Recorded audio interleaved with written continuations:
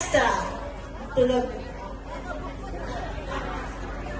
Viva Virgen de la Peña Francia. Okay, this is our introduction for this afternoon. In 2007, the Johannes Line Dancers first started out as Jammer, J-A-M-E-R-R Line Dancers in Eagle Rock.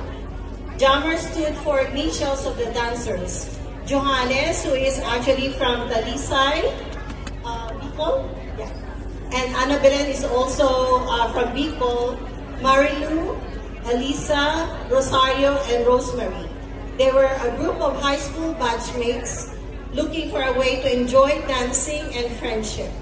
Over time, their numbers grew and their repertoire of dances grew into the group you see now.